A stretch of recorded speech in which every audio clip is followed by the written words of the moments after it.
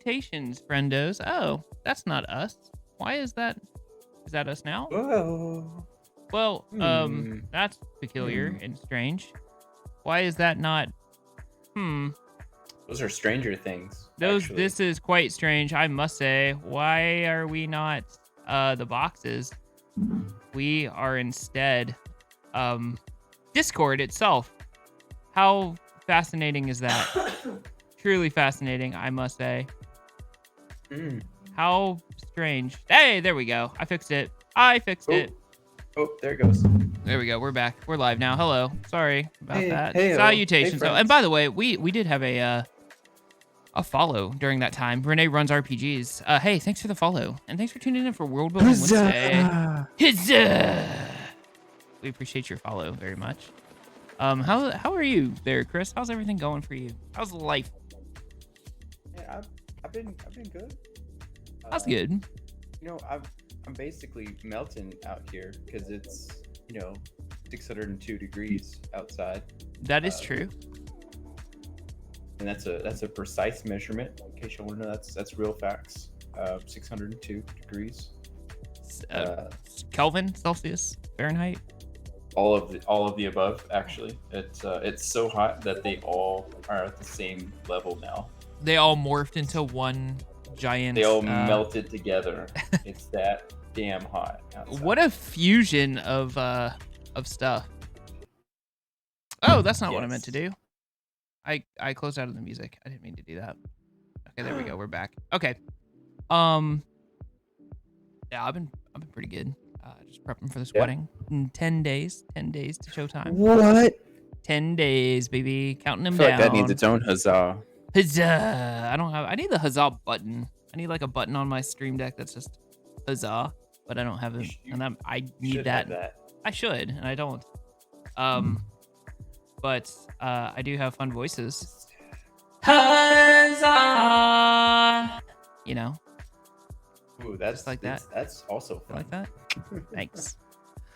Well, with that being said, would you like to get down to the nitty gritty building Freheit and Quadrivium? Yeah, let's get down. Here we go. Let's transition away. We're here. We're gonna build some stuff. So, for those of you viewing, Chris, would you like to explain to them what Tentare is, or would you like me to do that? Man, Bless you. Thank you. I appreciate that. Tentare is a whole new world, said Aladdin, that we're creating for you. You right there, the adventurer. Come join in our getaway, our adventure, our world where we're putting in so many things, all of the lovely little historically inspired adventures, such as what you've been seeing. Storielus, Quadrivium is going to be in there. Oh yeah, that's happening. Oh yeah. What we've been working on, almost got him confused. Tenaria, where we have the lovely Gilgamesh-inspired epic going down.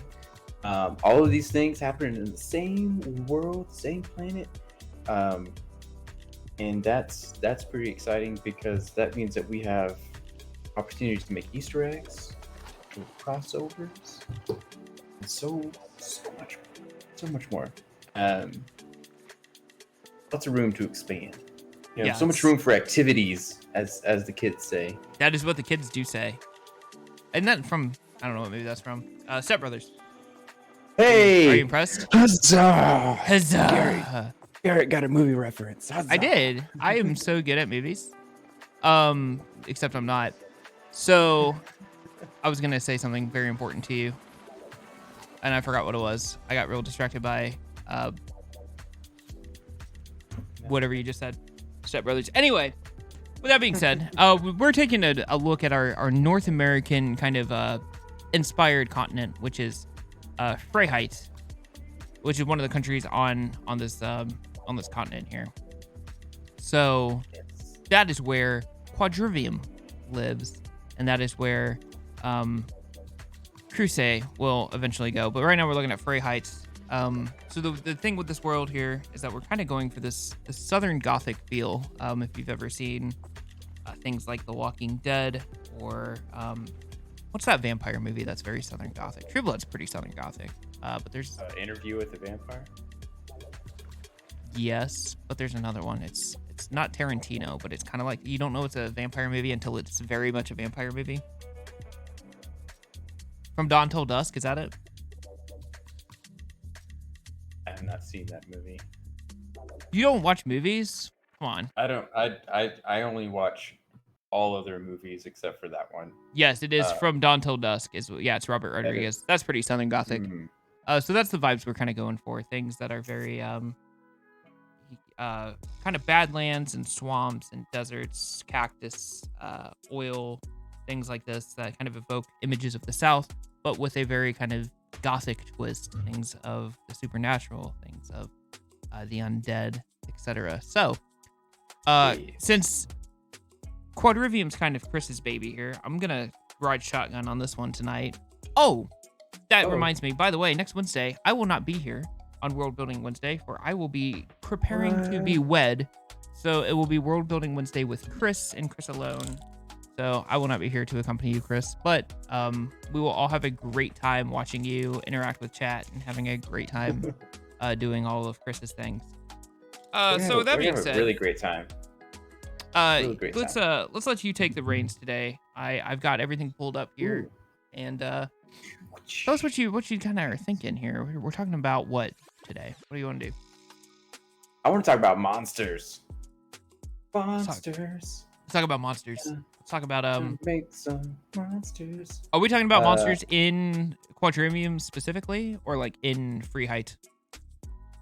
I want to talk about in the region, like around Quadrivium. Cool. AKA Texas, if you will. Yeah, we can go down here for some Texas stuff. Oh yeah, going for Texas, because we want to spread out from Quadrivium a little bit, get more of everything, because we're building a full world out here. Quadrivium is just one town, one little on the map. We do have a whole adventure coming in Quadrivium, actually 2 eventually. So lots going on in that town, but more along, let's say the adventurers go, yo, Garrett, the party decides to leave town. We're going to go outside and see what adventuring can be done outside of these here 4 walls and in other buildings and things away from civilization. And I'm going to be like, I tell you what.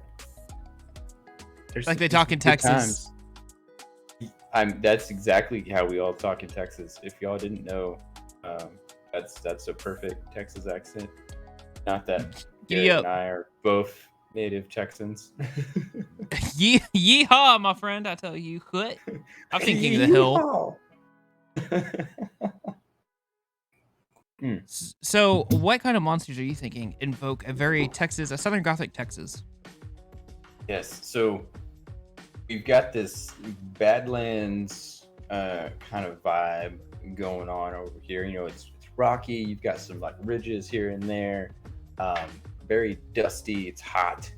All those kind of things. And especially over around Quadrivium, one of the big elements that's going to be around in this, not quite a desert situation, but very close to it. Got a lot of cactus.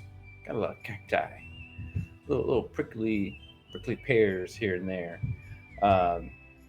And you know what's great about cacti? What's that?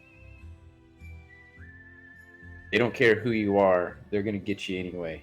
If you get close, you're going to get got. And I think that makes for an excellent type of monster. You know what that reminds me of as well? What's that? It reminds me of snakes. What if there was like a cactus snake hybrid? Oh. Okay, yes. because now I'm thinking if there's a cactus snake hybrid, maybe maybe that's like a section or section a like a spinoff. I don't know what's the word I'm looking for here. A different breed of Yuan-ti. I like this. I like where that's going. That's way out on left field, but I like it. I like it a lot. That is on left field. Not that we have to do that. I'm just offering suggestions, but I do. So one direction like my brain goes, because I kind of want like the cactus to be all the cacti out there to be connected, right? For it to be like not just its own ecosystem, but all kind of function as like one kind of thing. Out of many, one. Yes, a hive mind, exactly. That's kind of what I'm thinking. And what I like about this snake cactus idea is that the snake can be like a burrow type of creature. The snake could, yeah. And the snake actually goes from different like cacti arrangements or like little cacti pots in between. Like he like migrates kind of like a bee from like different cacti plants to like give them nutrients or whatever. So he is the distributor of goods and or services to the stationary cacti. Right, and that's how they're able to survive and thrive out in here in this tough environment, is by sharing resources through the snake cacti. I large really game like of that a lot. Snake, if you will. I will. You can't hear this right now. I did play that game. We are listening to some kind of country, by the way, some Western music right now. Love it. Yeah. Okay. Getting in the mood here. For all the fans out there, all two of you, one of which is me.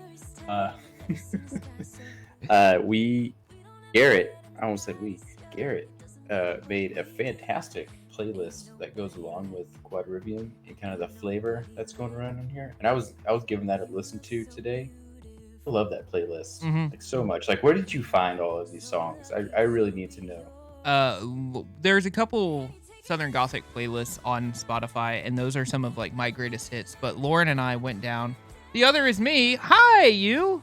I love me some WorldBuilding fellow streamer and Instagram follower. Oh, hey. Well, thanks for coming in. I appreciate you, Renee, and thanks for that follow again. It's good to see you here. I think it's super cool. We're gonna check you out sometime for sure. Yeah, drop your info so we can come check you out sometime. Yes, I would love to shout you out for being an awesome human person. Huzzah! Yeah. Here, get some 225 logos in there. There you go. Look at that. These are for you. Heck yeah. Huzzah! Yeah, Lauren and I went down this rabbit hole on a road trip through like New Mexico and Arizona last year, and we were listening to a whole bunch of Southern Gothic stuff, and that's where I kind of fell in love with Southern Gothic, like that, devil-based blues kind of stuff, where it's always about selling your soul or selling some deal with the devil, or the devil's gonna get you, and there's always chains on the offbeats and things like that. It's very kind of call and response, like Southern hymns almost. And that vibe is 100% what I see Quadrivium as. It's just this wasteland of despair, but people live there anyway, because why not? Yes, absolutely. And I think that like listening to the playlist just helped give like some more life and abundance to this area. So y'all feel free to give that a listen to as well. Yeah, I'm gonna put. Let's see. I wonder if I can post that. I can't play it on Twitch because copyright, whatever. But I could probably put that in Quadrivium. There it is. Share copy playlist. I can put that in chat if anybody is interested in following that and giving a listen to the music that inspires Quadrivium for sure. Yes, give that a listen. I am a fan of Ghost of Stephen Foster. That has been my go-to on that playlist for a minute. Okay. By Zipper Squirrel Zipper, something like that. Something I like don't that. quite remember the name of the band. It's a very unique band name. They're coming through Dallas though. Anyway. Yeah. Anyway, back to regularly scheduled programming. Hey, Renee says, yeah, us small time RPG streamers gotta boost each other up. Yeah, I'm into DMs after dark. Boom, boom, boom. Yeah, we'll have to check that out. DMs after dark. I kind of like that name. It's kind of like got like a dirty little set to it, but it's like, I tricked you. We're playing Dungeons and Dragons. After the kids go to bed, I put on my robe and wizard hat. No, feel free to put your stuff in there. You can jam up this. I don't care. We're all about the easy going. Man. Yes, keep the community alive. Keep it going. We're here to support each other, like you said. So let us support you too. You're Renee, who runs RPGs. Jeez. So this snake is delivering nutrients to all these cacti, and they're super cool. So what else? What other things? I think now, call me crazy, but I do. Yes, I think that this world needs some like ghosts or some sort of like specter, some sort of like I think, okay, let me backtrack on that, and I don't mean to take away from your creativity, so tell me to shut up if you have something else in mind. But another thing that's not on there, and I need to add it, what is it? There's a song out there. It's a cowboy, and he's laying down, and he looks up at the sky, and he sees these demon cowboys like herding the devil's herd, and he's like, if you're on a path to hell, like change your path because you're gonna be a cowboy for the devil. Do you know the song? Do you know what I'm talking about? I have no idea what you're talking about, but keep going. Ghost Riders in the Sky. Ghost Riders in the Sky by the Highwaymen, and Johnny Cash sang it. So if we look at these lyrics here, an old cowboy went riding on a dark and windy day, and he rested his head. Their brands were still on fire, and their hooves were made of steel. Their horns were black and shiny, and their hot breath he could feel. A bolt of fear went through him as he thundered through the sky. He saw the riders coming hard. He heard their mournful cry. Yippee-yi-yay, yippee-yi-yo, Ghost Riders in the Sky. As riders passed on by, he heard one call his name. If you want to save your soul from hell, a-riding on our range, the cowboy, change your ways today, or with us you will ride to catch the devil's herd across these endless skies. So that, to me, is very Quadrivium. I love this imagery of a ghost riding a horse with flames coming out at certain parts, like the brand and whatnot. Yeah. And I want to take it a step further to tie it in a little bit more. These are the poor, unfortunate souls who dealt with Emmanuel and lost.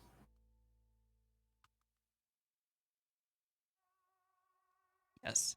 By the way, not to go on a crazy detour, but it might be in Blues Brothers. I don't know. That's a movie. So we have a running joke here on this stream where Chris doesn't play video games and I don't watch movies, and we make fun of each other every single time we reference one. We talked about oil stuff here between the two of us, so we're gonna hit on some of that. But just so you know, Renee, kind of going back to what he said with Emmanuel, we have the great gods and we've got the great devils, and each one is a foil to the last.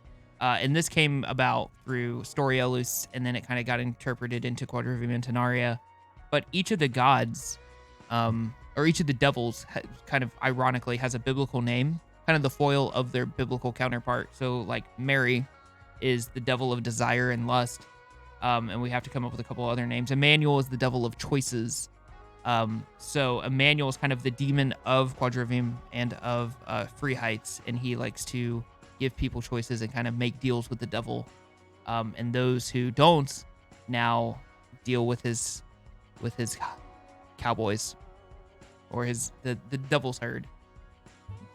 Why It's a chef's kiss. It's a chef's kiss of flavor. Thank you. I appreciate that.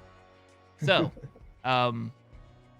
anyway, that's what we're talking about with the manual. So, dealt with the manual and lost. Absolutely.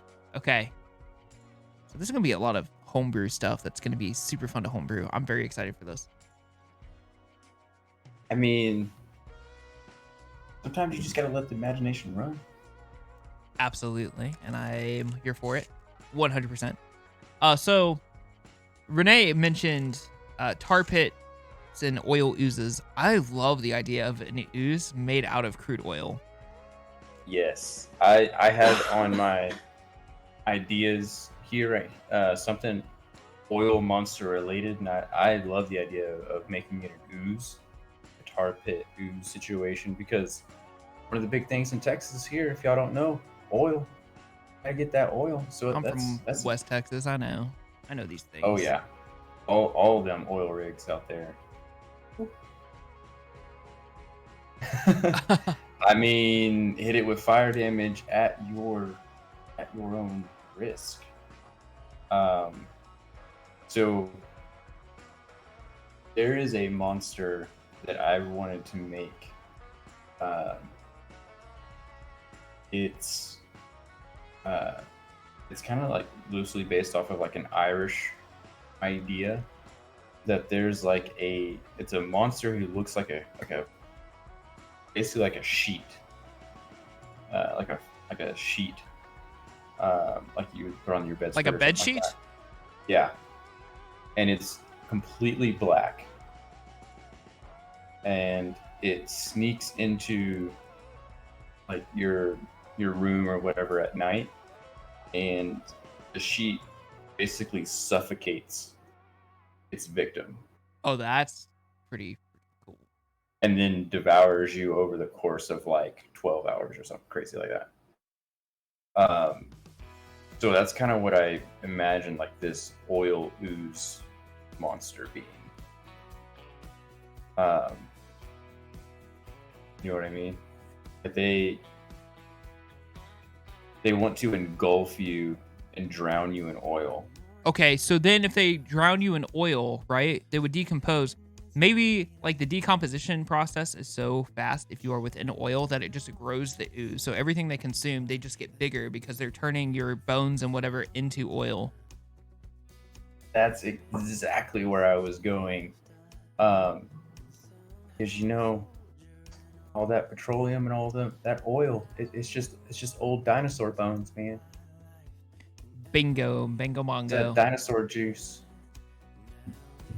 I think that's brilliant.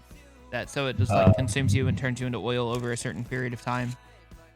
Yes. So turning it on fire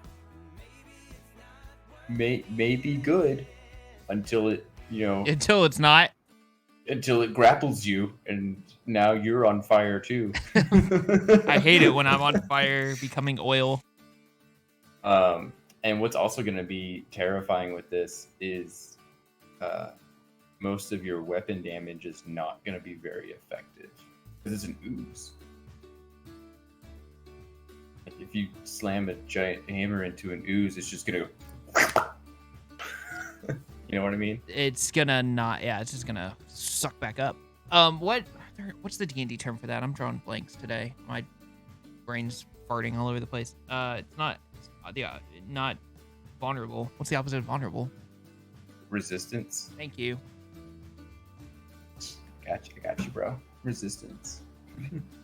I appreciate you gotten me. That's so nice of you to get me. You're good. You're good people, Charlie Brown.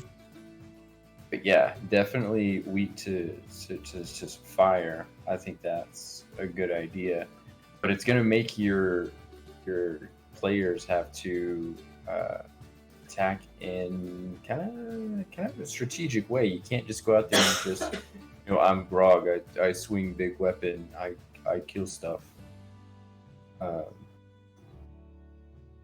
I think combat can be so much more interesting than just I do some damage and I'm just gonna keep doing some damage until you run out of hit points.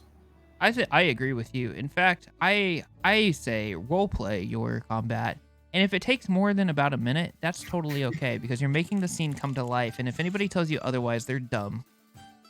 That's what I say. No offense to anybody who believes otherwise, especially if your name is Chris, but also...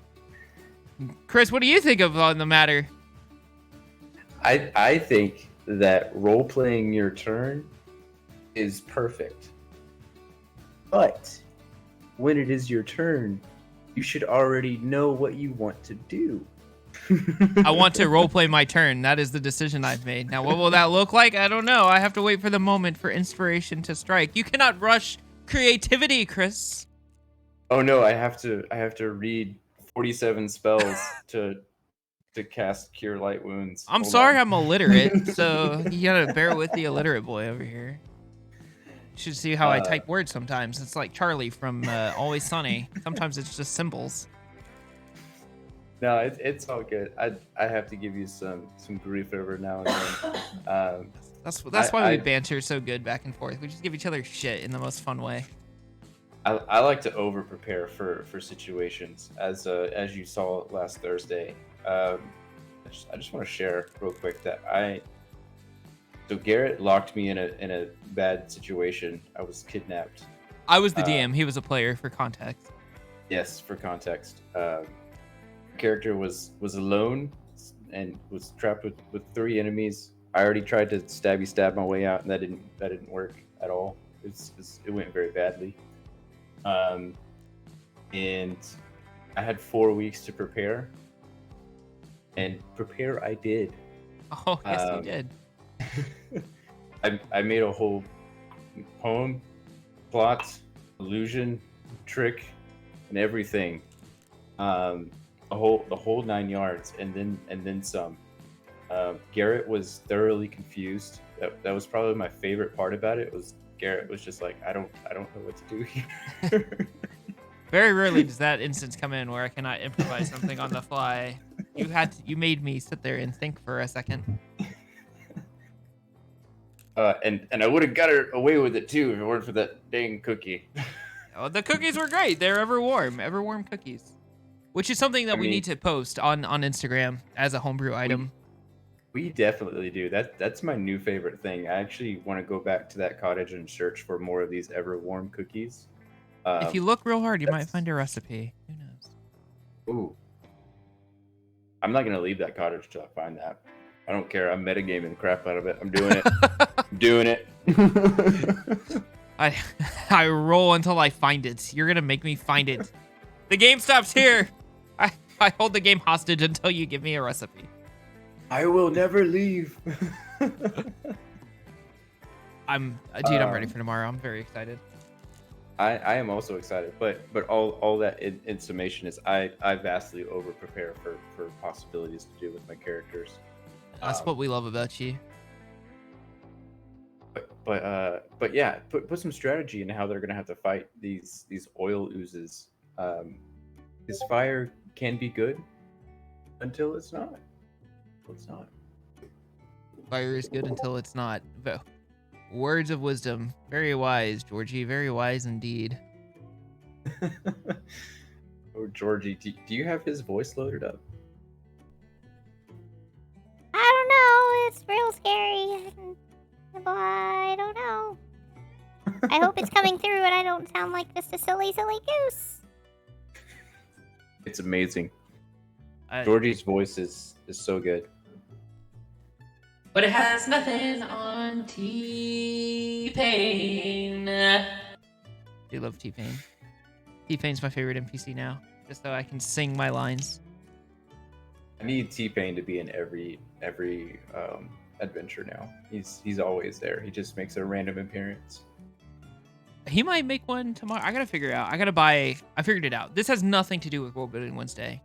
We have gone off the rails, but I think I have a way. If I bring a laptop and I bring a audio interface thing like I have here for this mic, and I buy a small one, I can bring it with me to like all the breweries and stuff. If we do these professional gigs at the breweries, and I can do NPC voices with a little amplifier that I can plug into directly into that. Plug it in and it will work fine in theory. I just have to play around with it. I might not even have to do that because I forgot I have a mixer. Anyway, I might have just saved myself some coin. Anyway, That's gonna be so amazing. monsters. That's why we're all here. That's why we tuned in today on World Oh, Building yeah. Wednesday. Making some, As I got making very some distracted. monsters. Can we go back to the ghost cowboys?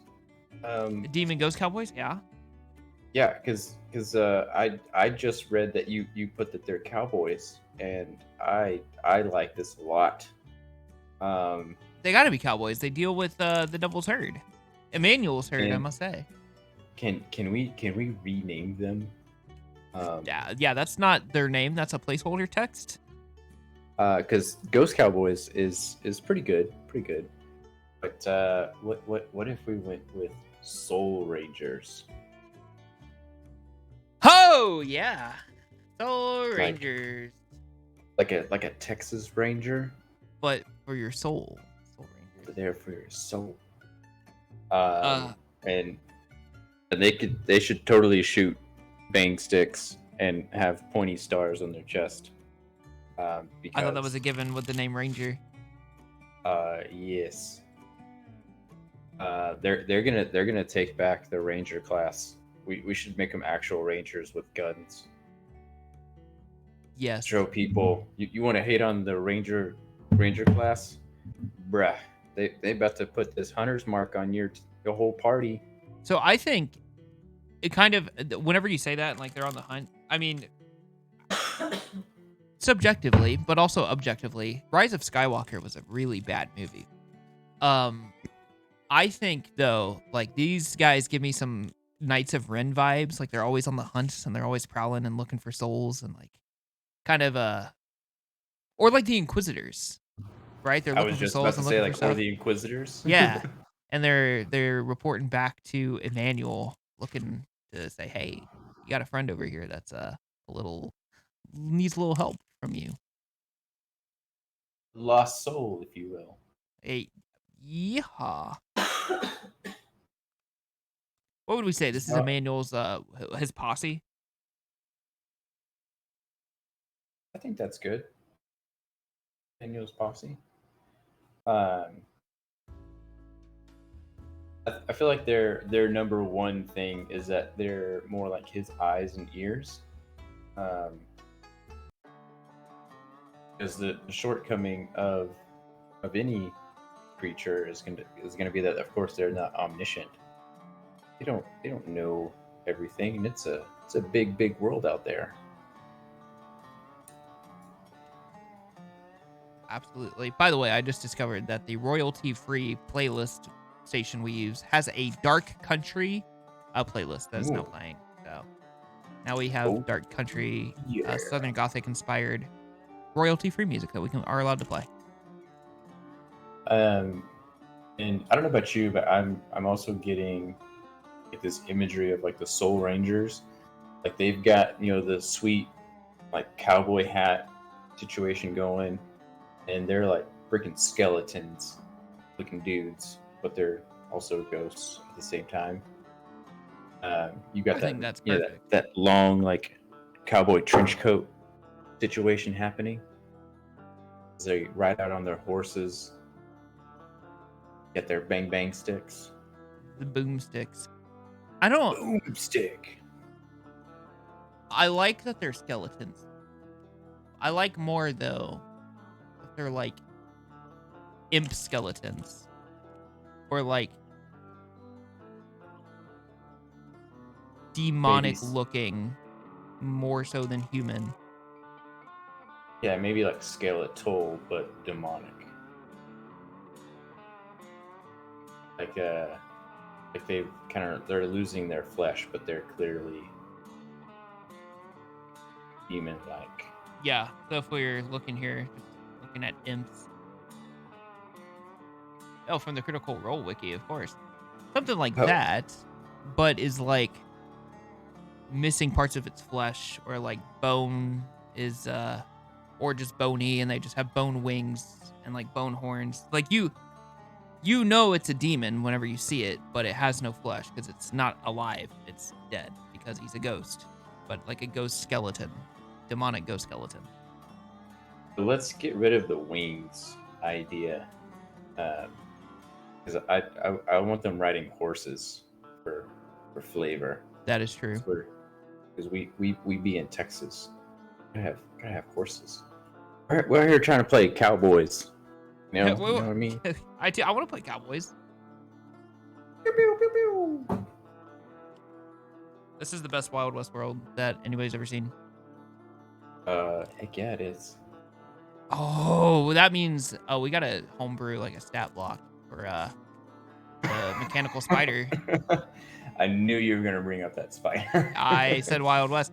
Another side story. Fun fact: we did a one shot in this world before it was like all tied to one, and I kept calling it Chris's Wild West Adventure. No, Will Smith's Wild West Adventure with Chris. Mm-hmm. And just for me, because I kept calling it that, he put in the giant mechanical spider as a little boss. So that was very nice of you, Chris. I appreciate you.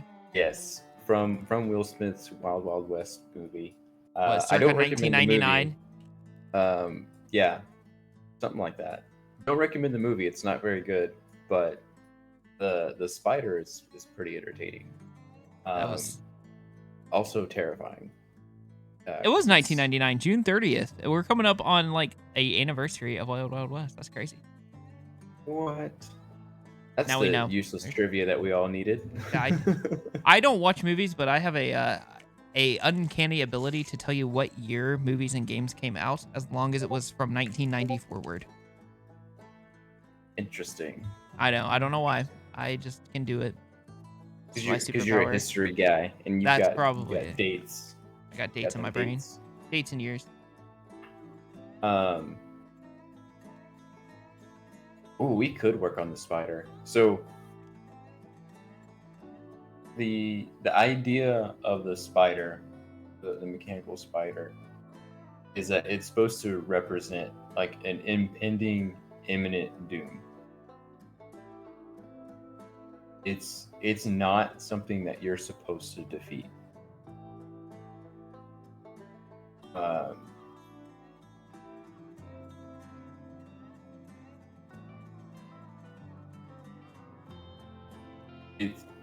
The spider is supposed to push the party into a breaking point of we're either going to die for our values or break our rules, limits, alignments.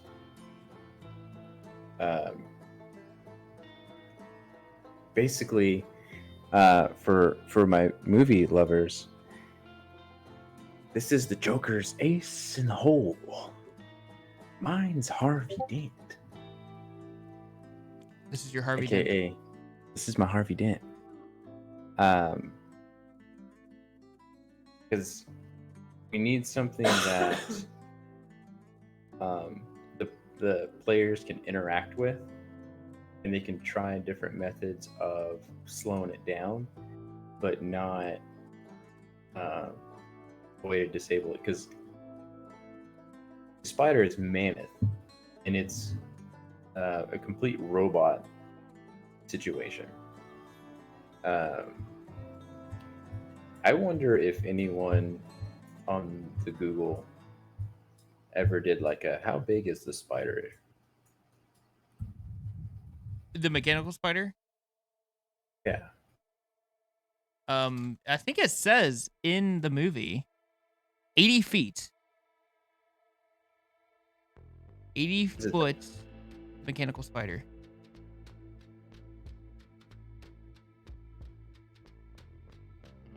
Is that how tall it is? It only says 80 feet. It does not say if it's 80 feet across, 80 feet wide, but you can definitely go either way with that, or both.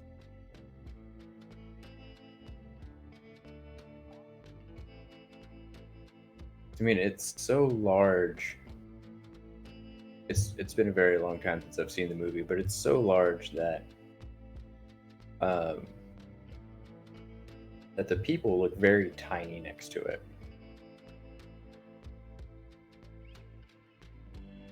But anyway, we don't need an exact size, but I mean, even 80 feet tall It's not a I bad have idea. I have an idea.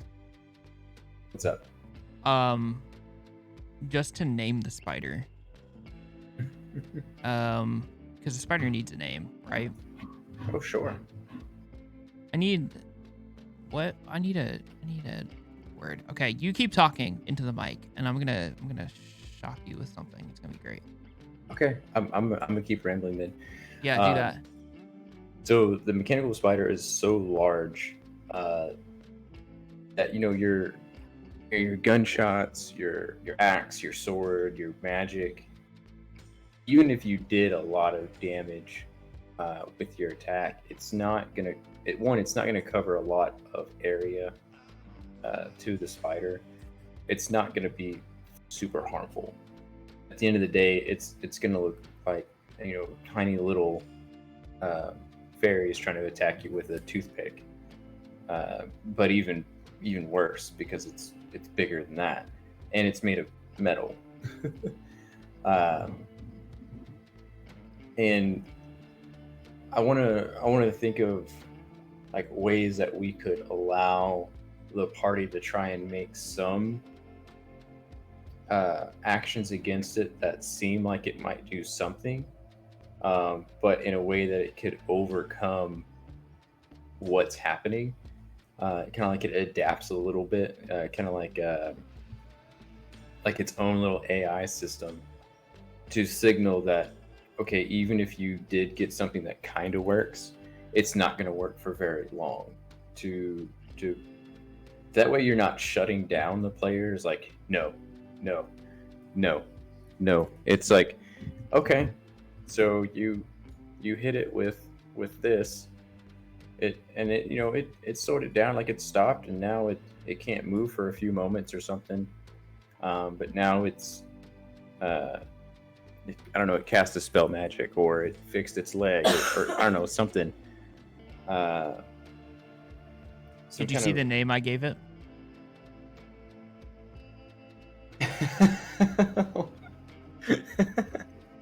This is the best name. That is the only name it could be. This is the best name. Heavy arachnid, ready for violence and imminent extinction, or Harvey. That is perfect. I give you a 10 out of 10, sir. Wow, gee, thanks. I appreciate that. The most 10 out of 10 that there ever was of 10 out of 10s. That's canon now. That's my contribution to the world. Is the giant spider will forever be Harvey. You're ace in the hole, Harvey. Harvey.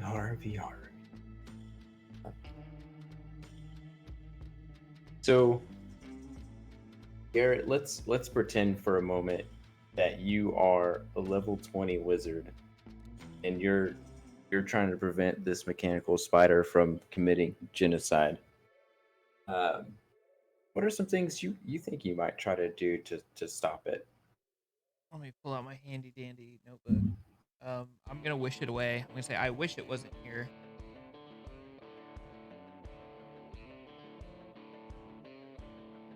Now, can I true polymorph? Read to me true polymorph. Let's see. I gotta find it here. Oh, that's so much. Choose one creature or non-magical object that you can see within range. Harvey is not magical. You transform the creature into a different creature, the creature into a non-magical object, or the object into a creature. The transformation lasts for the duration or until the target drops to 0 hit points or dies. If you concentrate on the spell for the full duration, the spell lasts until it is dispelled. The spell has no effect on a shape changer or a creature with 0 points. An unwilling creature can make a wisdom saving throw, and if it succeeds, it is affected by the spell. So, but to try and compensate for the technology of the time, technically the spider is magical. So, okay, do we want the technology to just be like straight tech, or do we want the tech to be considered magic? Because the way, I mean, in story at least, with like the robots and the sentinels, Mm. Did you ever play Morrowind? Oh heck yeah. Okay, so it reminds me of Morrowind, where everything's a construct, but it's like steampunky almost, but not quite enchanted magic. It just runs on its own, kind of like droids in Star Wars. Like they're just wires, and then they just work, and that's just the way it is. Pistons and gears, and then they Are you just talking about function. like you're talking about the Dweemer? What'd you just call me? Like the Dweemer in Morrowind? Dwarfs? Are those like the? Did I just out video game you on You a video did. game you referenced it? I am not up to date on my Yeah, these guys. These are exactly who I was kind of thinking of, and they have those constructs. Yeah, the spider Yeah. constructs and stuff. Yeah, these Yeah. specifically. The Dweemer, the guy on the ball, and he just kind of rolls around, and he's like, kind of like a robot. Those are exactly. Yeah. There is a term, and I don't know what it is that describes this, and it's not. It's technomancy or like technomancy punk, something like that. That sounds right. That sounds accurate. I don't know, because part of me wants to make it magical. That way it can't be replicated. Like it's technology meets magic. Or here's a foil to that idea, and I'm not saying you're wrong or anything. I'm offering a different outlook. What if the spider is kind of like the Iron Man suit, where you have different factions trying to like replicate it, but nobody can succeed in replicating it because it's so vastly whatever, but they're all trying to like build their own version and it just won't work. Like the opening scenes in Iron Man 2 where all the countries are trying to make their own Iron Man suit and none of them work. I do like that. Although that might open up like a huge other story side plot situation. But I do love that. I love that a lot. I think that would be a good sequel adventure though. Like if for some reason some empire or something saw that camaraderie or whoever is trying to like retake Texas, maybe that's how they try to do it. They try to replicate a giant siege machine to try and bring down Freheit or something like that. I'm just ballparking ideas here, but Yes. that might be a good series of adventures once that's established that they try to build their own. Yeah, I like that. Okay. Yeah, so yeah, let's make it just mechanical then.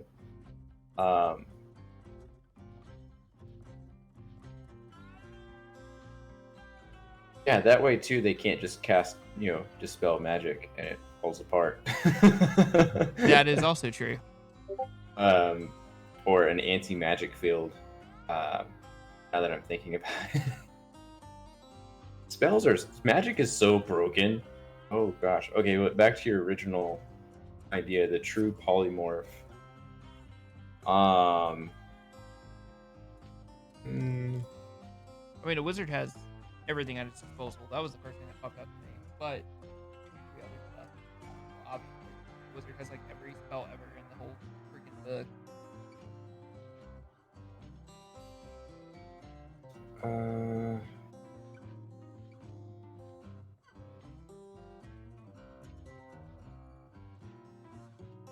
trying to think, because I don't want them to be able to cast polymorph of any kind on the spider, because that right there would be game breaking.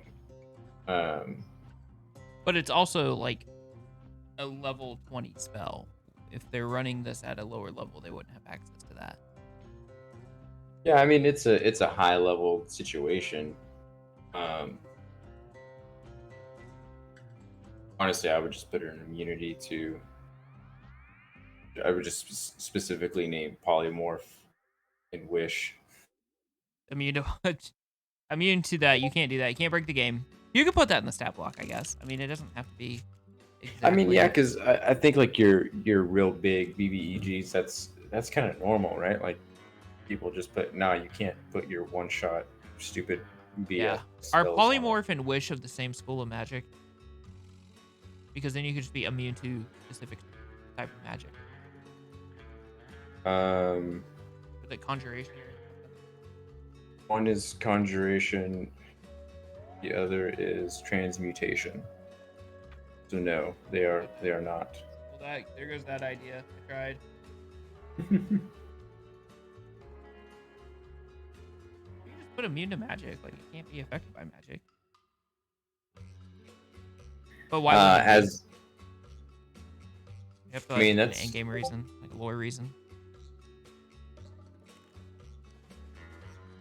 so we also have to be careful, because if we are going to make it a sequel kind of situation, like they also need a way of being able to stop it that doesn't involve making a deal with the devil. So that's difficult.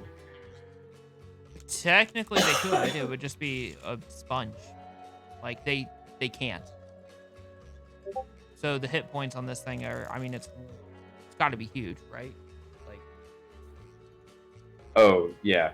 I mean, as a joke, when I rated against y'all, I gave it 1,000 hit points and Yeah. resistance to all damage.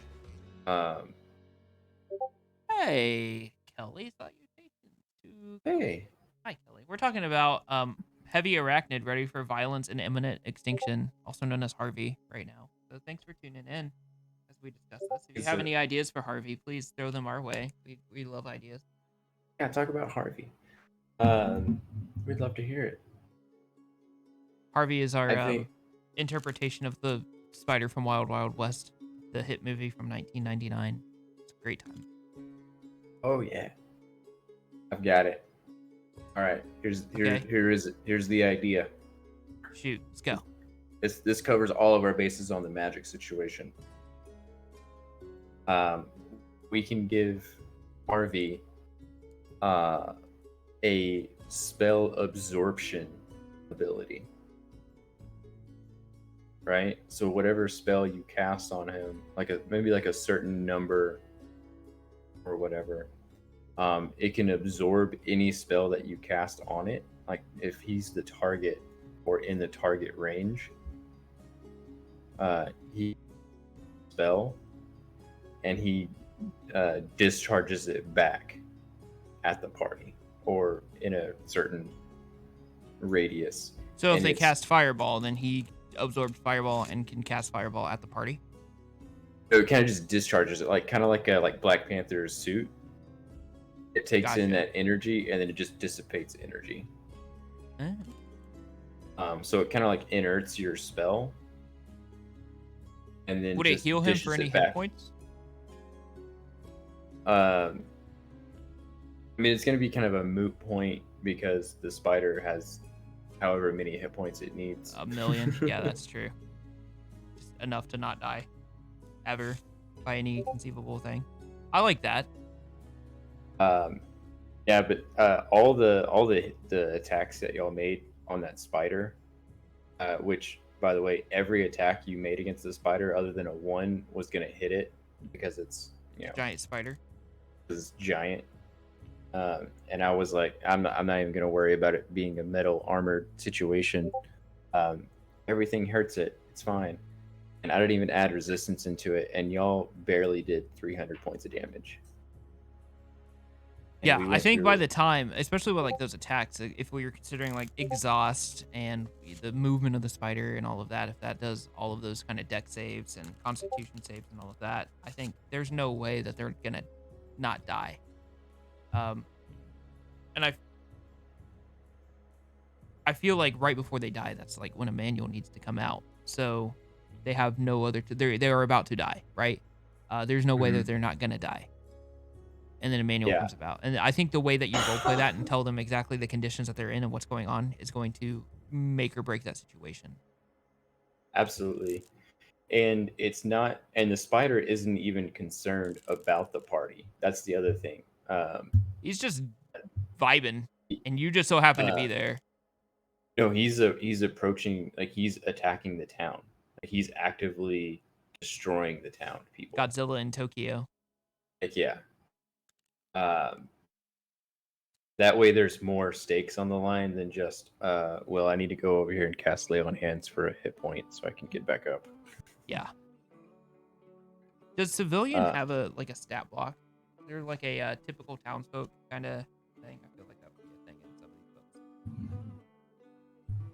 That's a good question. I feel like townsfolk. I mean, we could always homebrew a townsfolk. I stat did block, but I make feel like it is. some for the sheriff if he ever became the bad guy. Yeah, we're gonna need a stat block for him too. Guard, druid, bandit, commoner. Yeah, here, good. Just use commoner. Armor class 10, hit points 4, speed 30, passive perception 10. Commoners include peasants, serfs, slaves, servants, pilgrims, merchants, artisans, hermits, people. They include people. They include people and sheeple. People and sheeple. So yeah, there is a commoner stat block. Just use that. All townsfolk are just commoners. And if they are in the uppers, they're just commoners with lights. Ding, ding, ding, ding, ding.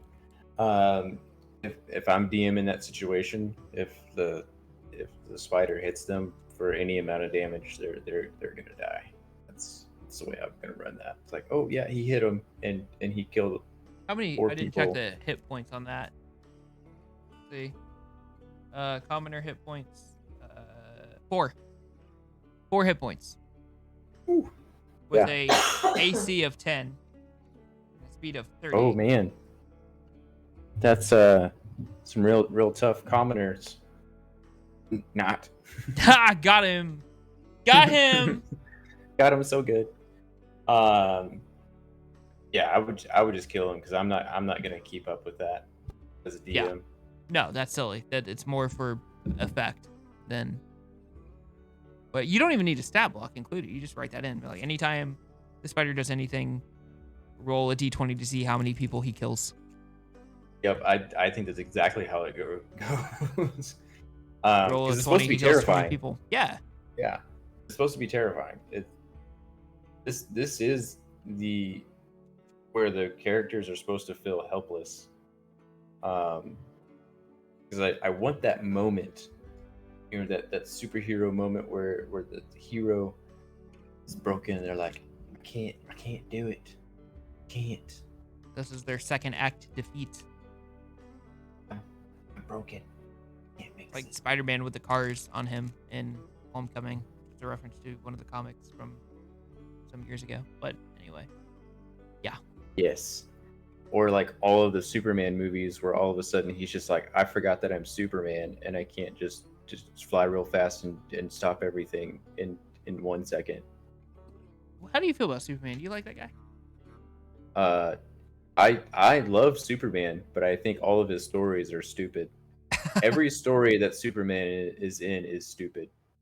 None of them work because the answer is always, oh yeah, I'm Superman. I can fly super fast and punch really hard.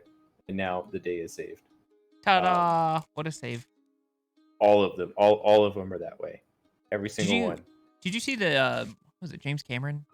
No. The guy that did Guardians. And James Gunn? Yeah, James Gunn. He did a, Superman is the villain. Like he's a young kid and he goes and becomes a serial killer. You see that movie? Came out a couple years ago. Isn't that just The Boys on Amazon Prime? I mean, yes, but also like he's not Superman, but he totally is Superman. Yeah. But it like plays like a horror movie. It was super good. Brightburn. That sounds terrifying. Superman being the villain. Yeah, Superman's the villain, and he's a young kid, and he like kills all these people. That's even more horrifying because he's a child. Yeah, he's a mysterious baby boy. It has from The Office. It's got Pam's old fiance from like season 1. Oh, and right. He's the dad. Interesting.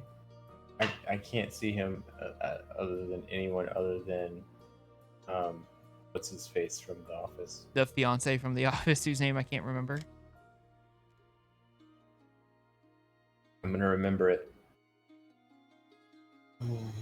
Is it Andy? No, Andy's Andy Dwyer. Andy's.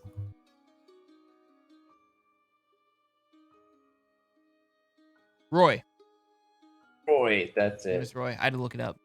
Yeah, Roy plays the dad. It's a super good movie. All of that to say, I don't watch movies all that much. Please go watch Brightburn. It was super cool. The one time I saw it in theaters in the year 2019. Oh wow. And it was awesome. Okay. Yeah. But Superman as a villain, much more exciting because that right there instantly brings in the hopelessness of your situation because it's just like, oh crap. Kind of like Harvey. Kind of like Harvey. Harvey.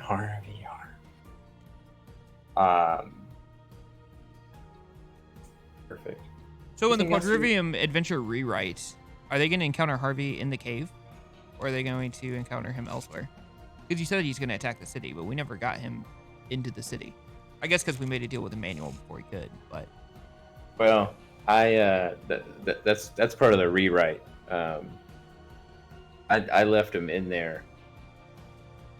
Just that was my original plan, but on a looking back, I feel like that's not as great of a plan. It doesn't build as much tension as I was hoping for. It's doing a lot of damage to your party.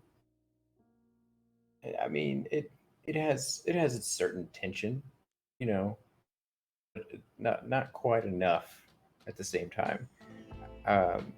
I feel like there was more tension in the game when y'all were trying to stop that wagon that was on fire. I feel like there was more tension in that moment than there was in the spider fight. Even though y'all didn't take any damage in the wagon scene. Yeah. But it was like we've got to figure out how to stop others. this burning wagon, save these other people. So much more on the line. We gotta save these fake people. It's a big deal. It is a big deal. We gotta do it. Yeah. Okay. Like I think the cave is the only place that you can put this thing. Because it can't be out in the open. Yeah, it can't be seen. It's got to be hidden away. I think he like bursts his way through the cave. And maybe he like starts climbing up the wall, like up the cliff wall, like a spider. Like a spider, and he's gonna go eat the rich, as one of my characters, my players like to say so much. Dude, are you talking about Rudius? Rudius Tudius the Third? I sure am. Rudius Tudius Shootius the Third was I want to bring him. I much prefer to DM than play every day of the week. I will forever DM till the cows come home. But if I'm gonna play a character, 100% I'm gonna play Rudius Tudius Shootius the Third. He is my favorite character to ever live. Just a gun-loving, rootin' cowboy who is stupid. Also, a fun fact for everyone watching: Rudius is also Garrett's best character in combat because when it's Garrett's turn, I shoot him in the head. That is true. He just shoots him in the head, and he rolls to shoot in the face. Every time, even when he misses. I saw it. I learned something at the game table a couple weeks ago where all you have to do is say, no, I don't, and then it doesn't happen. It's like, nuh-uh, and then you win. It's like meta counterspell. It's the coolest thing in the world.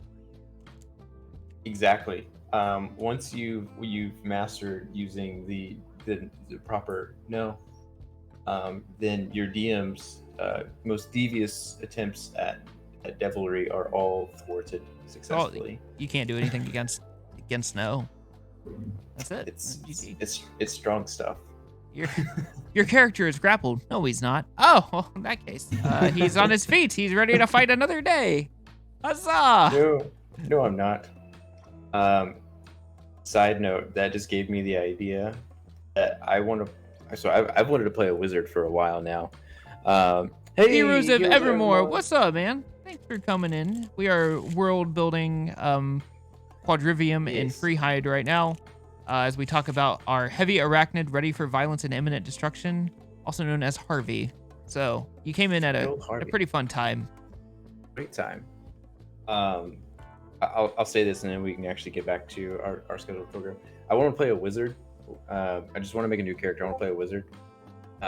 And obviously I'm gonna get counterspell, but I'm gonna bring an Uno card with me. So that way, every time I cast counterspell, reverse card. He said, "No, you reverse." You could get Every a little time. more meta with it and you use the literal counterspell card from Magic the Gathering, which is where I did not know that there was a spell called counterspell in D&D till I started playing D&D, but counterspell is in Magic, and that is a staple card right there. That is a highly identifiable card. That is like Fireball in D&D. Magic the Gathering is for nerds. That's all I've got to Magic the say. Gathering is 100% for nerds. Oh my god, it is for nerds 100%. Here's Evermore draw 4. I also now I just kind of want to build a wizard that uses an Uno deck for all of his spells, and I just need to assign what they would be.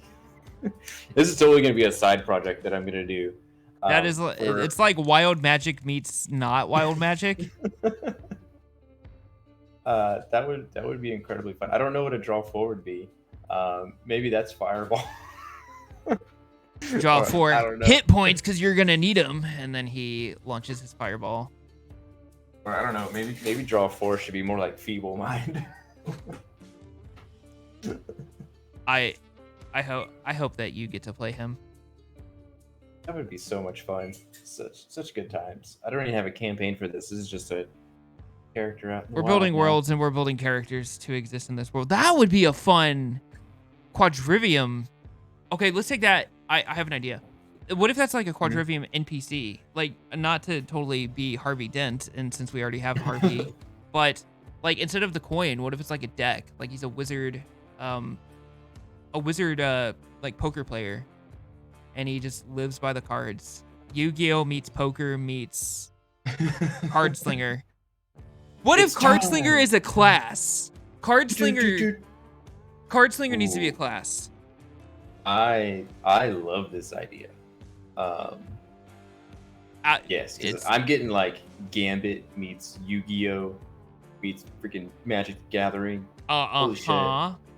I'm so excited for this. He needs to look like Gambit, and he needs to come from Louisiana. He's gonna be from Raven's Plume. Yes. This is the greatest. This is the that's the light bulb aha moment people talk about right there. That's amazing. This is currently my second favorite NPC, and we don't even have anything made about him yet. or she could also be a she. Oh, it's got to be a she. That would be super cool. Okay, so let me just tell you everything that's in my head right now, because all these you see is just. But like whoever this is, this NPC that's the card slinger, she like she got on like the black vibes, right? She got like on the black trench coat with this bright red ponytail with the bangs coming forward, little freckles, kind of like blue eyes, and the blue eyes, whenever she's ready to do it, they go like a darker shade of blue. They go fierce, rather than like an icy shade, like dark deep blue. She pulls out the cards and starts throwing them. When she throw, okay, so here's how this class works. I decided.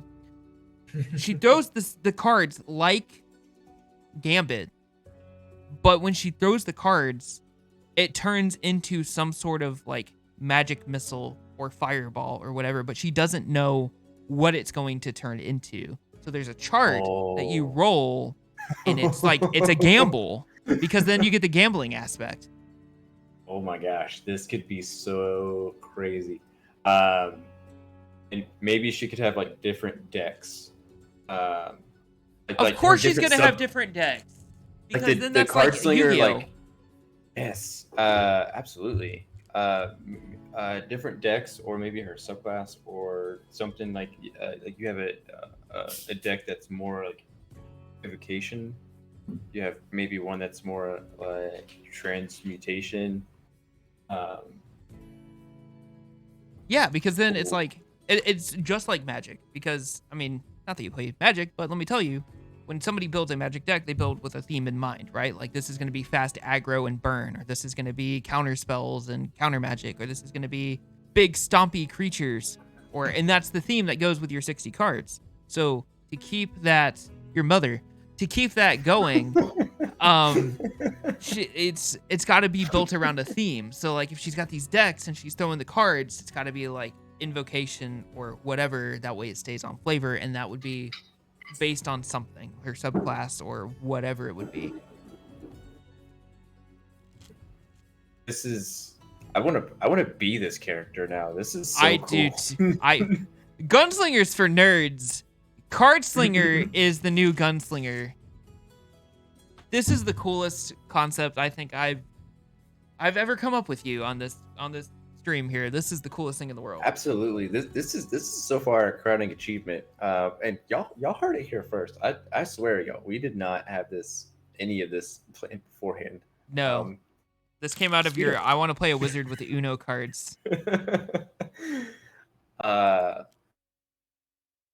Let's keep working on her, because that's all I want to do right now.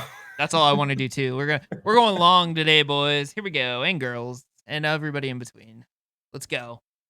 Okay, so we've got this idea of decks. In the decks, you fling the cards. So obviously we need to put some limitations on her. The whole randomness factor is, of course, one of the limitations. You don't know what you're going to be drawing. You know the general idea of what is in your deck. Right. And you without your deck, you don't know how to do any of these spells. Is the other thing. It's like a wizard without their spell book. You don't know how to cast any of these things. And I want to give them, like, I want their decks to be capable of every spell. All of them. Every single one.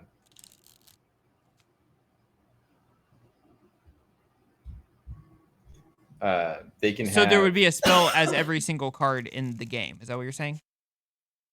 Like there's a card for every spell in the game. Okay, so but the way maybe she has a deck. She's like, this deck is for enemies. This deck is for friends. Yeah, she's a jack of all trades. She's kind of like the bard, but a little different. So I think she has all these decks, and like maybe changing out your deck mid combat or something is like an action, all on its own. But we can talk about like how it's going to play out later. But I think like the point of keeping limitations on the deck, and like from a Magic the Gathering player's perspective, is that you keep it at 60 cards so it's consistent. If you keep it at more, the probability of drawing what you need lessens. So like you build the player builds the deck based on the cards that they found. So yes, let's say you go into a saloon or whatever and you see them playing Wizard Poker, and like they're playing for cards. So Wizard Poker is like Magic the Gathering. So they're playing non-violent Magic the Gathering, because if they played it violently, like the spells would be going off. And they're playing for it's like marbles. You're playing marbles for marbles, right? Like you bet your best marbles and then you get them. So like maybe one person has fire spell or like fireball. The other one's got true polymorph or whatever, and they wager those in a game. That's how you acquire your cards. And then you get those cards and you build decks based on the cards that you have. So if you're going for more of like fire sorcerer kind of vibe, the decks that you have Firebolt and Fireball and all of these things. But you yourself maybe don't have like innate magic ability. You're not a sorcerer. You have to like learn it, or you have to believe in the heart of the cards, like Yugi, and as you fling them, you cast the thing.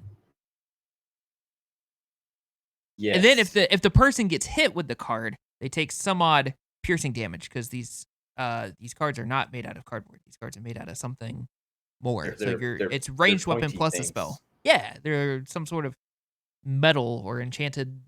What if they're like the Githyanki steel from Tenaria and they're made out of that? Yes. And that's what makes them special. We're so smart. So smart. So smart. And this is what we were talking about in the beginning when things just tie in together. They did like a nice little bow on the top. Boop. Look at that. Oh, this is the coolest thing we've ever done. This is so cool. Not to toot our own So horn cool. here, but oh my gosh, this is the vibes. We should toot all day long. Toot toot You, toot. my favorite thing in the world is that you did not put any emojis, but you definitely put a lot of 225G logo underscore SG, like a whole bunch. Oh, is it not showing up as the sunglasses Not on anymore. the? Oh, it expired. I can go buy it again. You had to buy it. Oh, do you buy it with channel points? Yeah, I've got so many. I'll do it another time. It's fine. Because I'll have to remember how I did that. But it's supposed to be the 225 logo with the sunglasses. I'll put them on Deuces and Cinco. Heck yeah, that's cool. I like that. Oh, and so they can get these cards in. I know, right, Kelly? It is super weird. It is weird. So weird. Embarrassing almost. So embarrassing, So as Lauren would say. That's what she would say. So they can win these cards in card matches, or games, or tournaments, or nerd circles, whatever Magic Gathering people call them. They call them Pro Tours and GPs, or at least what they used to call them. Why? The game is called Magic the Gathering, and they don't call it Gatherings. That's so hard to not do. How do you mess that up? A Magic the Gathering match should be called the Gathering. And it's not! Wizards hire me. We should rebrand this. Wizards hire us. We just came up with a new class and a way of integrating Magic the Gathering in D&D. I think we made the nerdiest thing on the planet tonight. I think we did. But successfully in so the world cool. building, if you will. World in building and parentheses. So sorry, back to what I was going. So you can win the cards in these gatherings. Also, you can copy any spell that you see into a card during a long rest.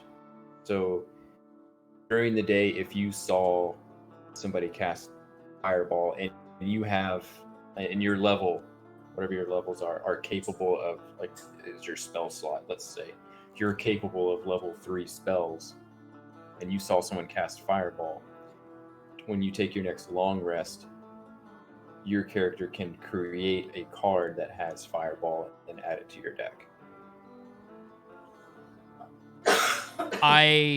I disagree with you on that, and here's my justification for that.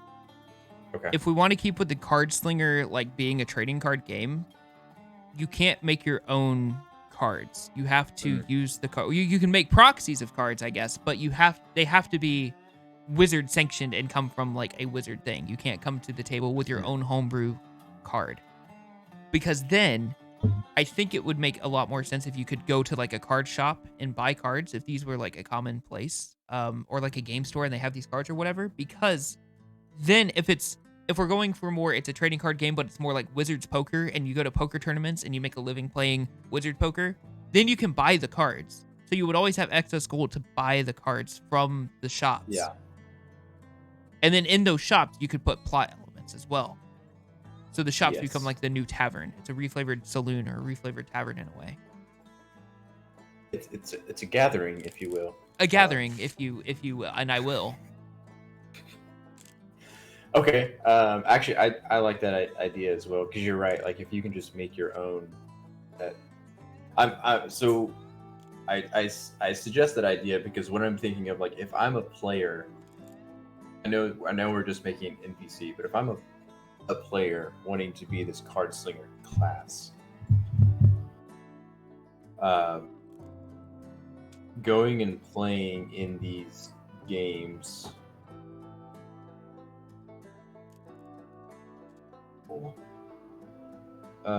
during a session, I guess so, because I mean, people play like cards and dice and crap like that all the time. I mean,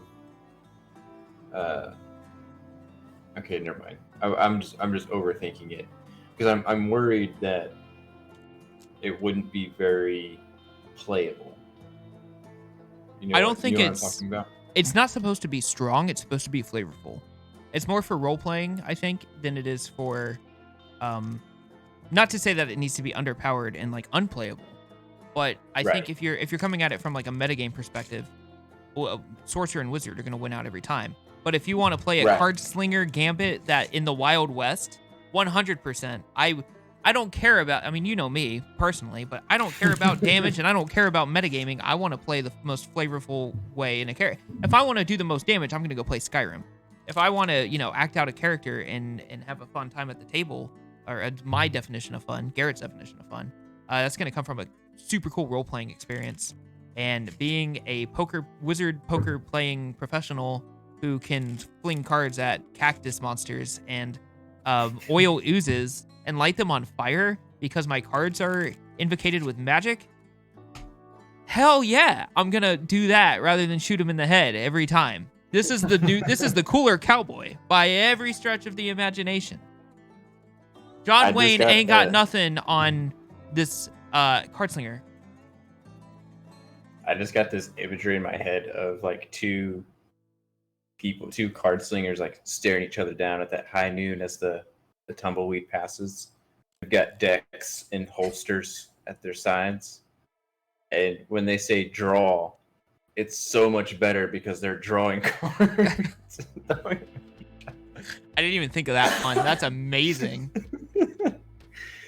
It can be so funny. You're just like, that ooze monster comes up and you're just like, time to hit them with fireball, and you chunk the card at them, and it actually casts chilling touch.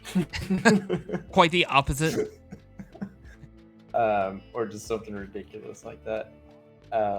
You're right. That's so much flavor. Okay, so I think now, because now my Magic the Gathering brain is my D&D brain has shut off for a minute, and I'm thinking like in terms of Magic, how to make this like very Magic the Gathering flavored. Cantrips have to be common. So if we think of it in terms of in Magic, right? There's common and then uncommon, rare, mythic. Those are the four like rarity levels, right? So commons are common, clearly. Uncommons are they're a little more uncommon. Rares can be good, they can be bad. There's real bad rares, they're called bulk rares. Even though they're rare, they're like show up in more packs than like the good rare cards. And mythics tend to be something a little more powerful, or tend to be kind of what defines the deck and what people build around those mythics. So I think like the power level of the spell determines what it. So cantrips would be like common, right? So you can put a whole bunch of commons in your deck, put a bunch of cantrips. Because they're not a spellcaster themselves, they invoke the cards. Right. The cards are what do the spell. So they cannot go, I cast this cantrip. They don't cast cantrips. They toss the card and it might be a cantrip or whatever. And in any situation, I guess you could thumb through your deck and look. Or not. What if now I'm thinking I went on a fork on the road here. What if can they see the cards? I mean, in the fury of combat, you're just trying to like kill the thing. But like if there's a situation where you need a light source, like dancing lights, can you go thumb through your deck and be like, oh, here's dancing lights, and throw it and get lights? Or do all the cards kind of look the same and the flavor comes from you don't know what this card's going to do when you toss it? I think it should be that. I think because if we have a deck of 60 cards, even if you spread that out across cantrips all the way through 9th level spells, if you have a deck of 60 cards, you have effectively more spell slots than like a whole platoon of wizards. But then how would they, from like an in-game roleplay perspective, how would you be able to build your deck to do something? Because you can't tell what the card is. So how would you build a burn style firebolt kind of deck versus a healing cleric-y kind of style deck? That's what I'm thinking. Like you have different decks. Like like you can only separate them by maybe like this is like an attacking deck. Like these are decks for these are cards for combat. Or for attacking. These are cards for supporting a teammate. These are cards for role playing or for utility, right? Like you have these different types of spells. But how would the character know which card? If all the cards look the same and the mystery comes from, I'm going to pull out this card here and I have no idea what it does, and they throw it, how have they built that deck in the first place to get that goal across if all the cards look the same? I think that we let them be. They can. So not anybody can just pick up a card and use it, right? The card slinger, they have some type of ability to be able to activate the cards and sense what kind of card that they are. They can sense that this is a card for damaging a foe. This is a card for helping a friend. This is a card you may need in a sticky situation. Okay. Here's what I'm thinking now. But they don't know exactly what it is. I don't think. Okay, here's what I think. I don't think that them not knowing is a good idea. And I have an idea. I have a way to counter this. And I have a way to kind of to come to this compromise here. I think if the cards have to have something on them. They have to say fireball. They have to say something, because in order to bet the card and have the rarity level, you have to know what the card is and what it does. So you have to know what it is, and you have to know what it is because whenever you walk into a card shop, you're going to buy these cards. And if you just buy a card and it's the same card that you've already got, that's fine. Now, you just throw cards randomly at the player or at the whatever, right? If you want dancing whatever, you pull out dancing lights and throw it and it creates dancing lights or whatever. Now in combat, if you are looking for a specific spell, you have to use a search action to find it. Okay. And then that makes it not less powerful, or makes it less powerful. It puts a counter on that. So you're using an action to look for the card rather than just, I look for it, I find it, and I toss it. Or, like, let's take a step beyond that.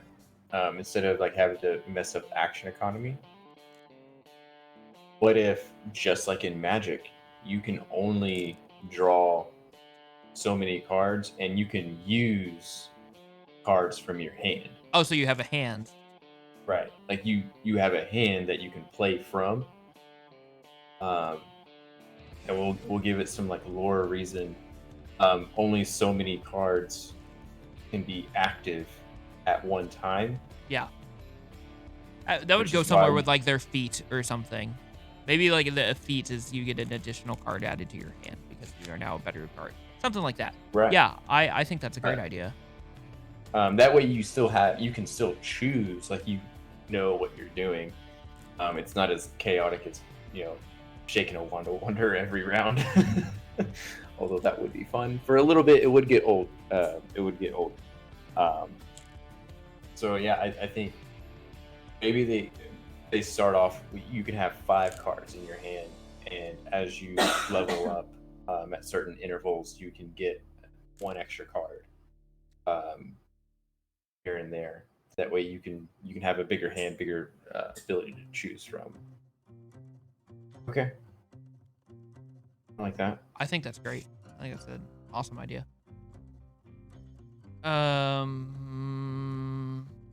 So the next thing that would be with it that we would want to figure out, not so much figure out, but I guess decide on. So if you're using these cards, do we want to impose range on these cards? Because some spells, as you know, are touch. Some are 30 feet, 120. Yeah. Since we can throw the cards, do we want that to effectively be the range? I think yes, and I think that like the subclass part,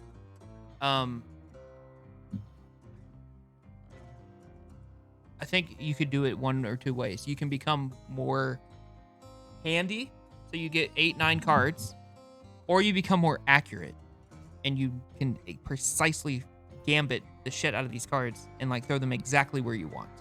And you can choose one or the other. More options or more accuracy. Ooh, I like that. Also, handy.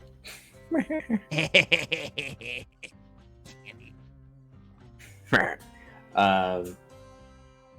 I like that. I like that a lot. Gotta choose. Good choice. I'm gonna put this card slinger stuff just so I don't lose it. I'm gonna open up a new Google Doc here. Yes. And start a new one here. Yeah, I feel like that needs to be its own situation because this is gonna get complicated. It gets so complicated. As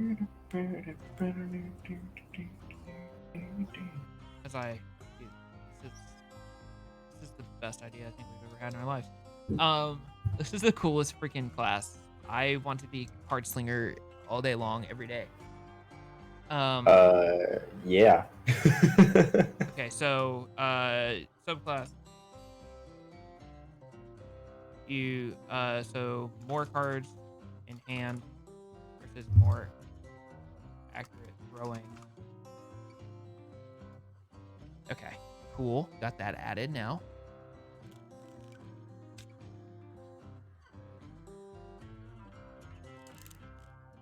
I want to pull up.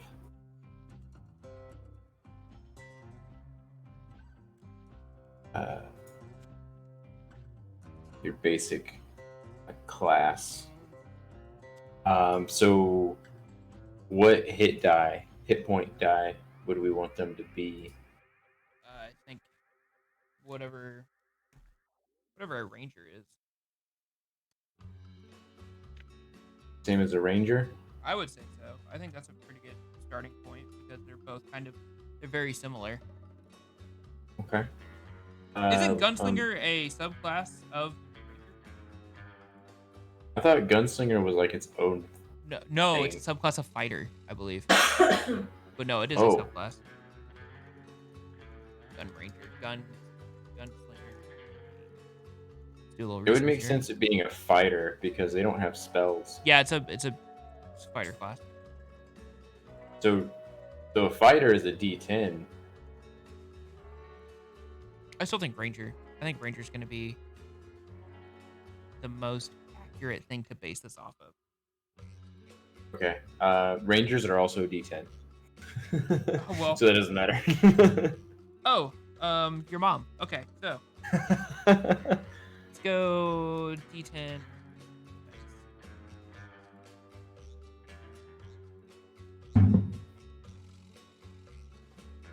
So what are they going to be?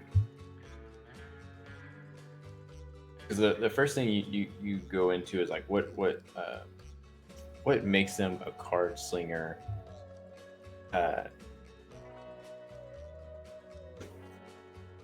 We've got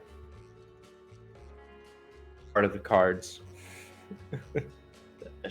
I think should part of the definitely be cards a needs thing. to be the name of the whatever activates their ability to click card. Yes, I think that should be a level 1 ability. Part of the cards you can read and activate cards, magic cards. MTG cards.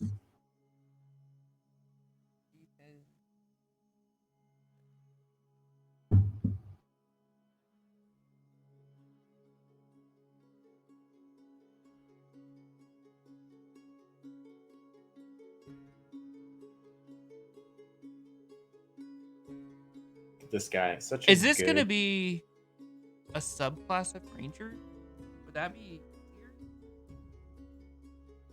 I think it should be its own class because a ranger gets all of these like additional abilities. Like you're basically a druid. Even without the subclass, you get all these different abilities and things. um, which I feel like would be too much.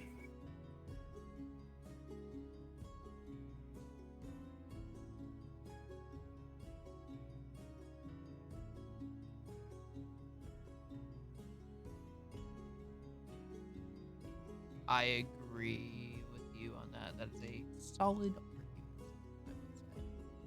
I would say. But they are, at the end of the day, they are a spellcaster.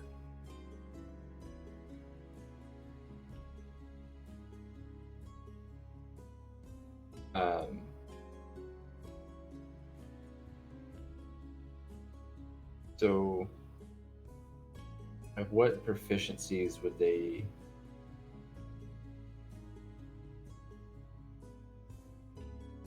I think that there needs to be a sleight of hand bonus action where like you can throw an extra card or find the card that you want without using a search, and you can use it like once per combat or once per day or something.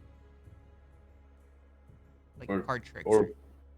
Or why not just make it their extra attack? Or do that. So proficiencies. Armor, I don't know. I don't care. Proficiency, I would light armor, I think, for armor. Weapons, I think we should give them like the same as like a rogue. Daggers.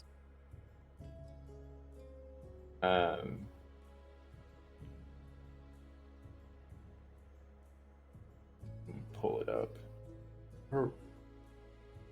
I know, yeah, like rogues are good with like simple weapons, daggers, crossbows. Simple weapons, hand crossbows, long swords, rapiers, and short swords. I feel like that's too much for somebody who needs to be slinging cards and makes their living playing wizard poker. We should take away long swords and rapiers. I think we should take away long sword. I think we should keep rapier because it's a finesse weapon, and they're going to be a heavy dex class.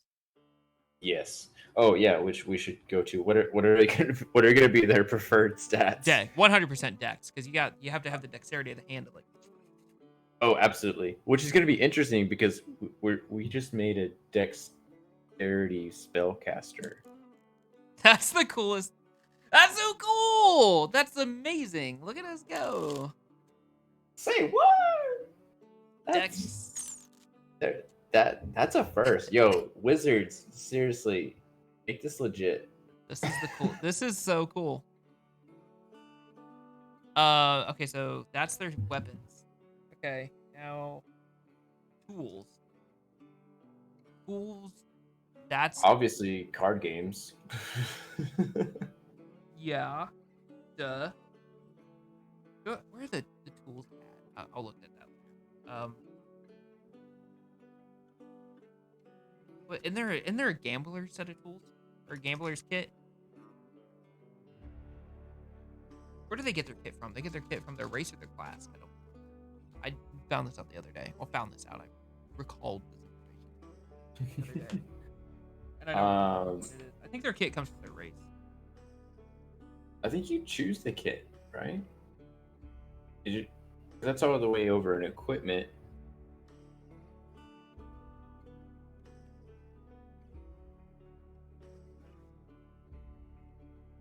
Venturing here. Okay. The starting equipment you get from your class includes a collection of useful adventuring gear. Burglar's pack, diplomat's pack, engineer's pack, entertainer's pack, explorer's pack, priest pack, scholar's pack. But we're gonna homebrew gambler's pack. Yes, gambler's pack. I feel like you need a set of loaded dice for a gambler's pack.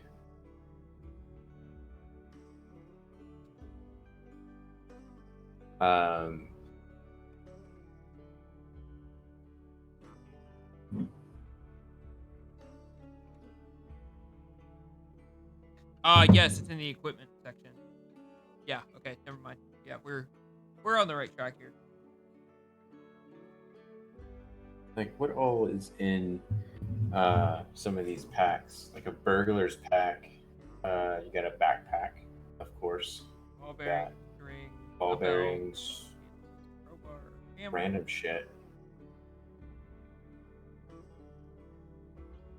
I really want to know like who's using this stuff. Not us in Tenaria because our DM didn't let us have anything. Yeah, that's what you get when for jacking with goblins.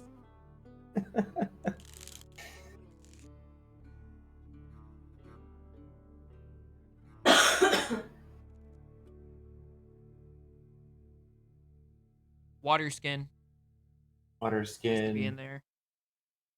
I mean, we could give them some gold. I feel like they would have some gold. You know, I feel like a gambler. Uh, I feel like you have two types of gamblers. You have the gambler who's like prepared for it for situations, and you have the gambler who sold everything to keep gambling. Like an addict versus a pro. Yeah, but if we're gonna be, this super fancy card slinger, I feel like we would be more like the pro, right? Yeah, this is like Phil Hellmuth level. That's a pro poker player, by the way. I don't know if you knew that. That's the level we're talking about. Of course I did. Okay, that's I totally knew that. Unabomber looking pro poker player. They got Sunglasses. They have sunglasses. I was about to say sunglasses. We're on the same wave. They should have like some general things that you would probably want as an adventurer. Probably like some rope, like a torch. Okay, so here's the question though: are they card slingers that get wrapped up into adventures, or are they like adventurers who are card slingers? Because I don't think that they're not really looking for adventures, but they're looking for, they might get wrapped up into it. They're not necessarily. Yes. See, okay, Yeah, now so- I don't mean to get on my soapbox, but I think that the adventure trope in D&D and TTRPGs is done way too much. Adventuring is not something that the average person does.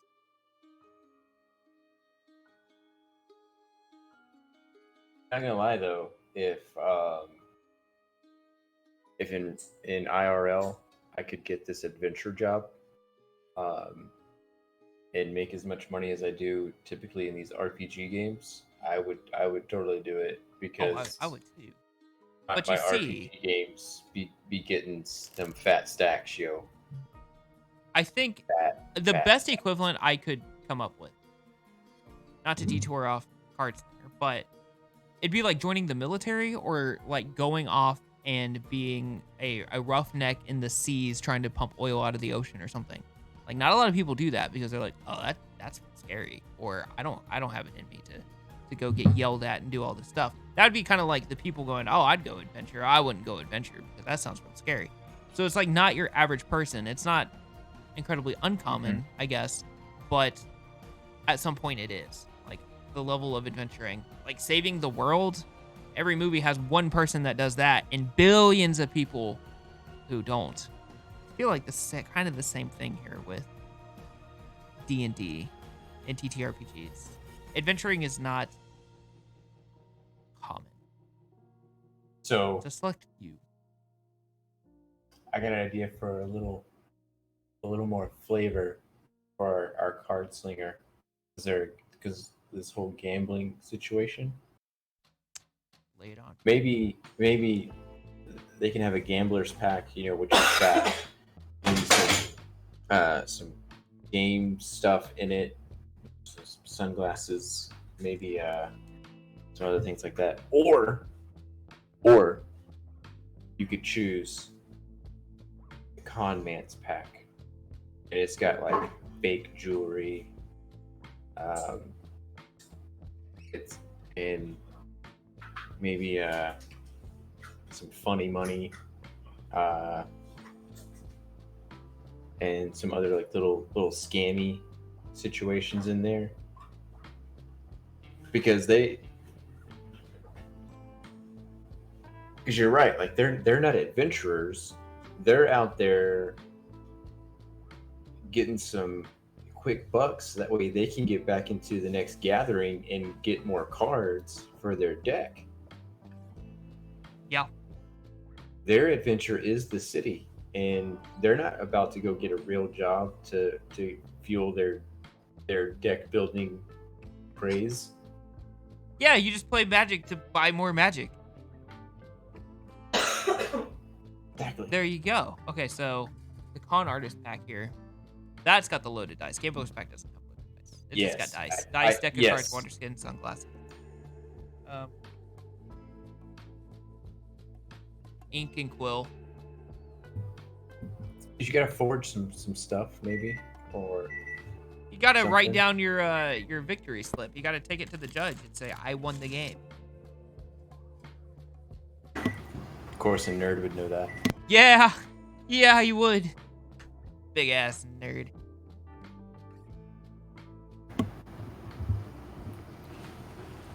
He's gotta have some rations. What, 2 days rations?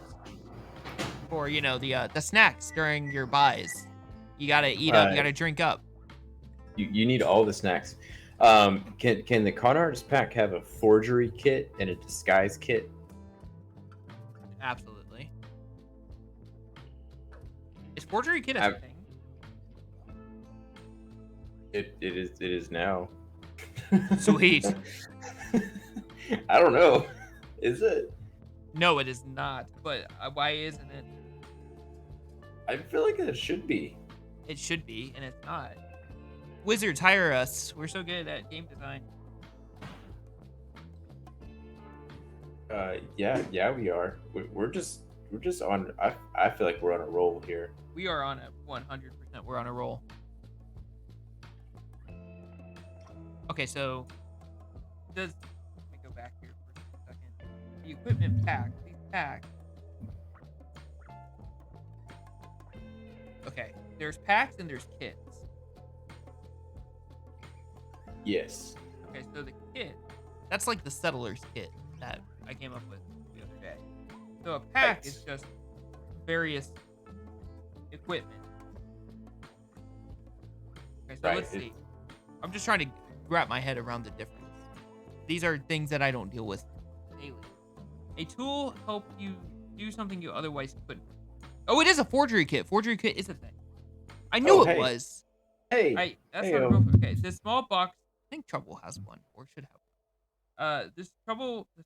The small box contains a variety of papers and parchments, pens and ink, seals and sealing wax, gold and silver leaf, and other supplies necessary to create convincing forgeries of physical documents. Proficiency with this kit lets you add your proficiency bonus to any ability check you make to create a physical forgery of a document.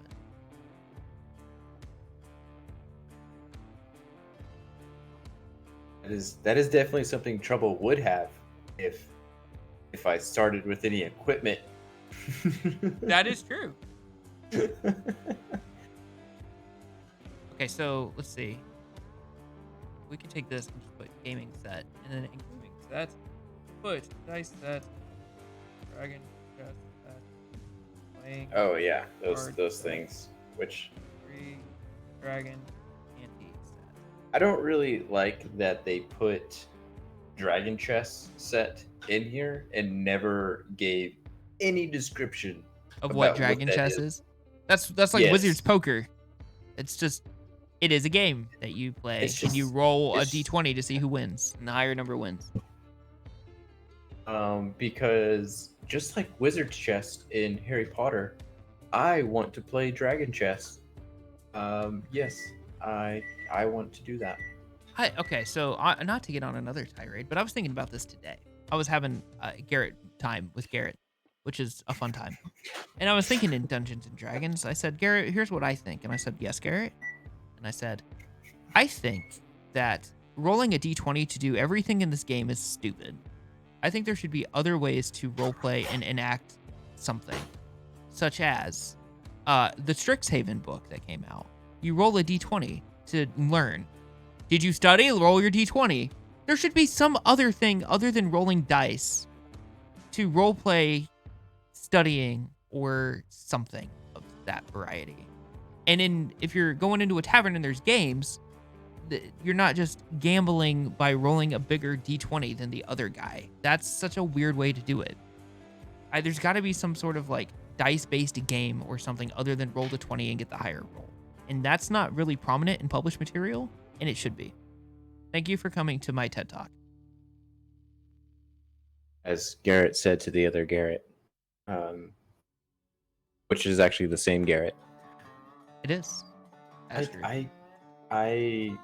I both agree and disagree, because I agree because that would be fun, but I also disagree because at the same time I don't want to be the player that's sitting at the tavern while one person at your 6-person table is going balls deep into a game that they are playing within the game, and we're all just waiting on them to get the hell out of there and go do the thing that we all want to go do. Counterpoints. This should be a topic discussion to be had in session 0. That is my counterpoints. I agree, but that's not my game. Like my kind of game is I don't want to spend a very long time in town. And by in town I mean shopping at the tavern. Those kind of things, like the things that you would do that's in town that's not really doing anything. Like now if we're like investigating something,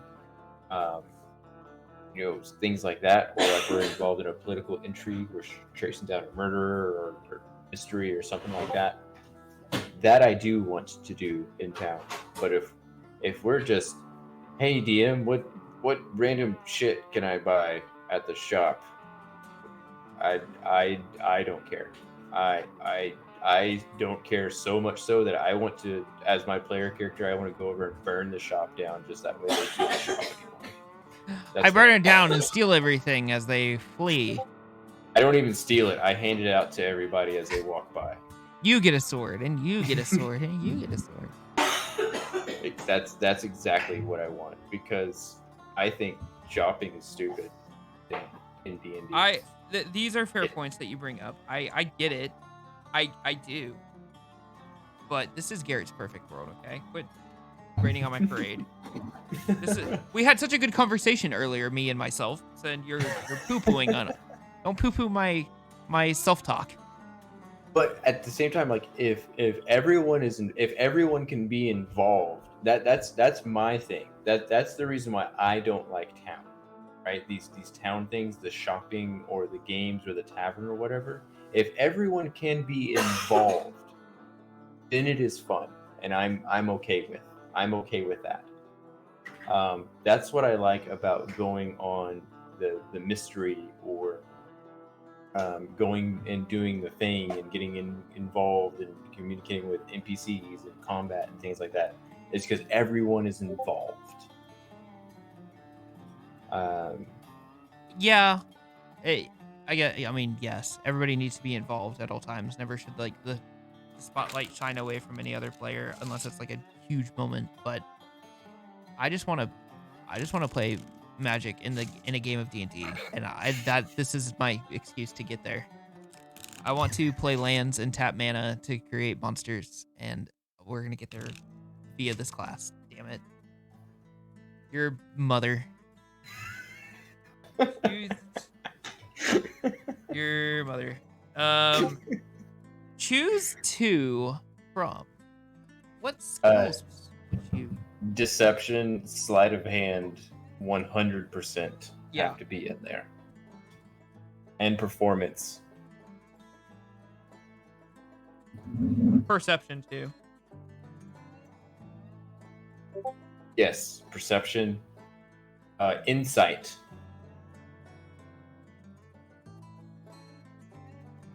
It may be persuasion.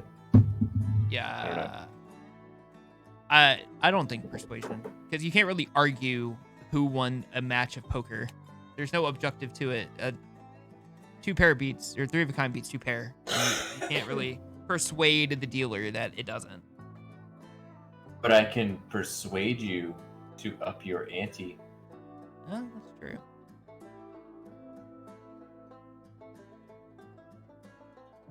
Okay, you win. You persuaded me. Yes. I rolled well. Look. You did. Look, what'd you roll?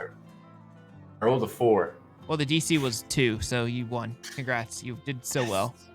Yes. Okay, I've so done choose so good, y'all. choose from 2. Oh, those are all capitalized. Deception, insight, perception. I feel like that's too many to pick from. Maybe, But maybe all, not, they all because make sense. I don't know. if they don't have any cards, they don't have anything they can do. Yeah. So I feel like some good role-playing skills is probably a good thing. Okay, let's see. Ranger says pick from 3: animal handling, athletics, insight, investigation, nature, perception, stealth, and survival. That's 8. This is pick 2. 1, 2, 3, 4, 5, 6.